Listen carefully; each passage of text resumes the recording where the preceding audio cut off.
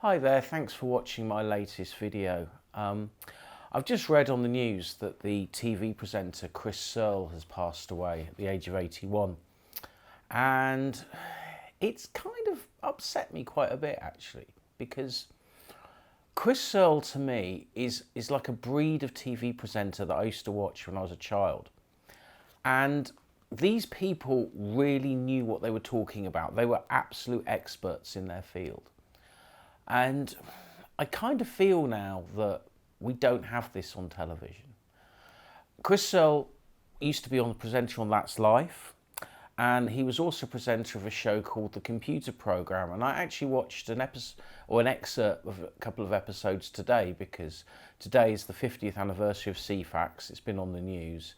And if you head over to the excellent BBC Archive YouTube channel, there's tons of old programmes and clips on there from stuff to do with technology and retro technology. They even have a playlist on there.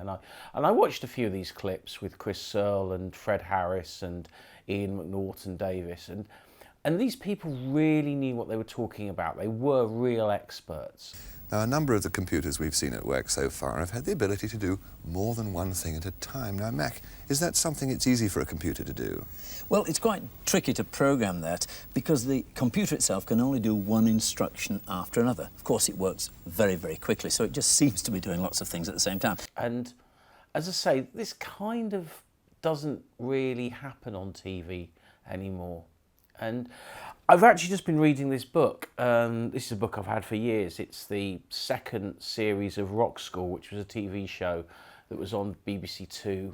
The first series was in 1983. The second series was in 1987. And these weren't TV presenters, even though they presented the show. These were all proper musicians. You had Dr. Alistair Gavin on keyboards, who I've seen live a few times, playing with Jim McCarthy from the Yardbirds.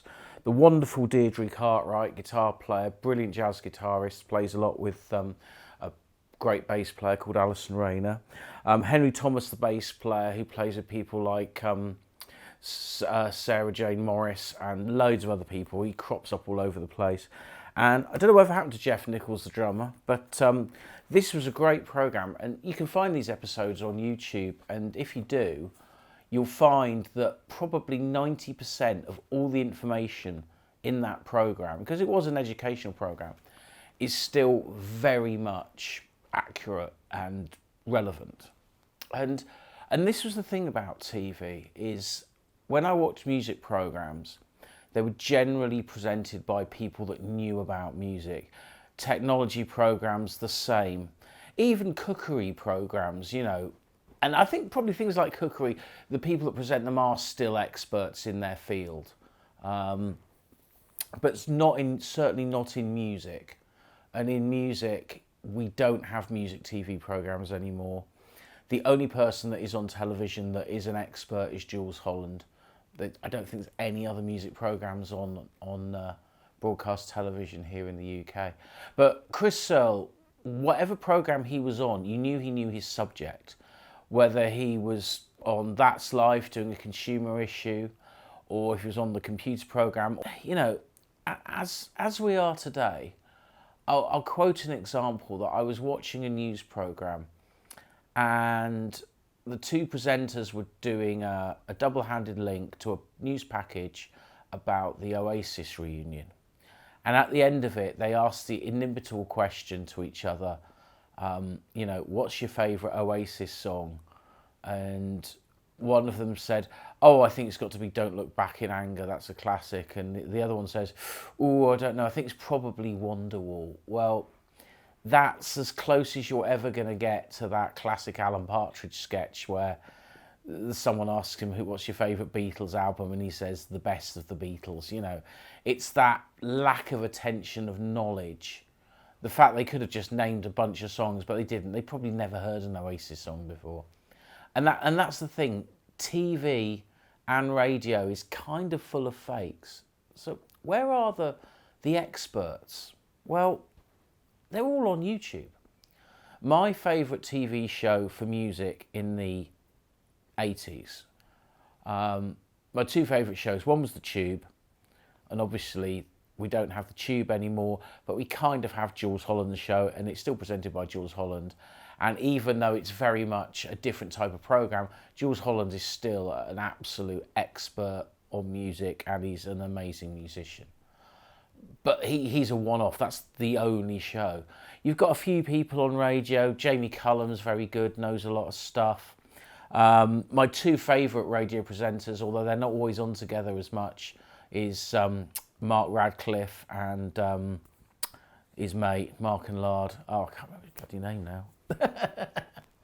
But, you know, there's not many. But yeah, when I was a kid, you had, if you were into like science and technology, you had people like Judith Hahn, Michael Rodd, Maggie Philbin, Ian McNaughton, Fred Harris. These people were on the telly. They were usually on BBC Two, tucked away, but they absolutely knew what they were talking about. They were real experts.